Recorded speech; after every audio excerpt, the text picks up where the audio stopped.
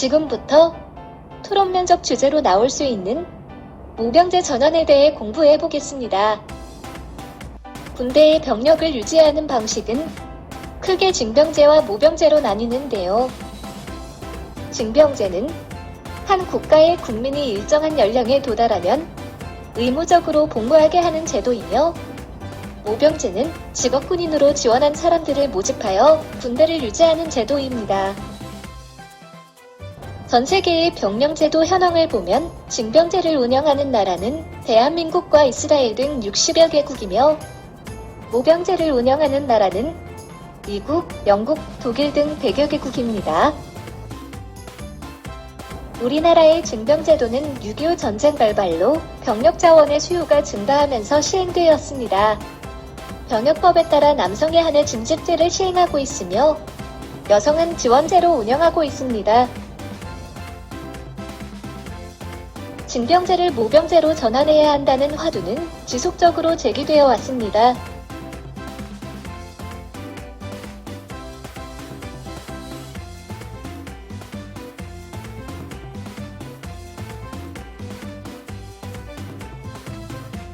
모병제 전환에 대한 국민들의 최근 인식을 살펴보면 남북 대치의 휴전 상황으로 반대한다는 의견보다 전문성을 높여 국방력을 강화해야 한다는 찬성 의견이 2배 이상 높게 나타났습니다. 자, 그럼 먼저 모병제 전환에 찬성하는 입장의 논거를 살펴보겠습니다. 첫째, 정예와 전문화를 통한 국방력의 강화가 필요하다는 겁니다. 현대전이 첨단 기술을 바탕으로 한 전쟁으로 바뀌고 있는 만큼 병력의 숫자가 줄더라도 첨단 무기를 늘리고 이를 운영하는 인력들의 전문성을 높이는 것이 전투력 측면에서는 더 유리하다는 논리입니다. 둘째, 인구 절벽으로 인한 병역 자원의 감소로 기존의 병력 규모를 유지하기 곤란하다는 겁니다. 출산율 감소에 따라 징집 가능한 20대 남성 인구가 지속적으로 줄어들고 있는 상황에서 머릿수만 고집하다가는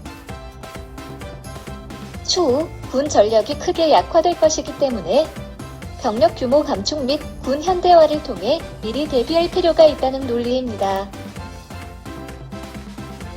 셋째, 개인의 기회利용을 최소화하고 국가의 경제 성장에 기여할 수 있다는 겁니다. 모병제로 전환하면 병역으로 인해 다른 일을 포기해야 하는 기회비용을 감수할 필요가 없어지게 됩니다. 또한 남성들이 좀 더 일찍 경제활동에 참여하게 되면 그만큼 경제성장에 도움이 될 수 있겠죠. 연구 결과에 따르면 2018년 기준 약 17조 원 이상의 GDP 성장이 기대된다고 하네요. 다음은 모병제 전환에 반대하는 쪽의 논거를 살펴보겠습니다. 첫째, 북한의 대규모 병력에 대한 대비가 필요하다는 겁니다. 북한이 120만이 넘는 대규모 병력을 유지하는 상황에서 모병제로 전환하여 병력의 규모를 축소한다면 방위력 저하가 우려된다는 의견입니다. 둘째, 필요한 병력의 확보가 어려울 수 있다는 겁니다. 모병제의 경우 개인의 지원에 의지해야 하기 때문에 지원자가 없을 경우 필요한 규모의 병력 확보가 곤란할 수 있다는 논리입니다. 지원제로 운영되고 있는 우리 군의 부사관만 하더라도 충원율이 지속적으로 감소하고 있는 추세입니다. 육군 하사의 경우 2014년 충원율이 91%였으나 2018년에는 73% 수준까지 하락하였습니다.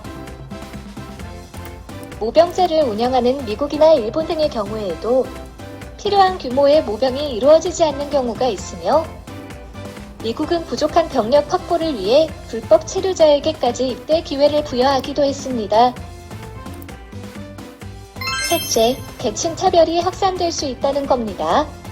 부유층은 군대에 가지 않고 상대적으로 형편이 어려운 서민계층만 군대에 가게 되는 현상이 나타날 것이고, 이로 인해 흑수저만 군대에 간다는 인식이 형성되어 계층 차별이 확산될 수 있다는 논리입니다.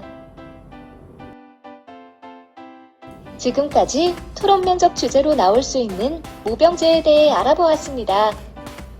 미라클잡 채널 구독과 좋아요 클릭을 부탁드립니다. 감사합니다.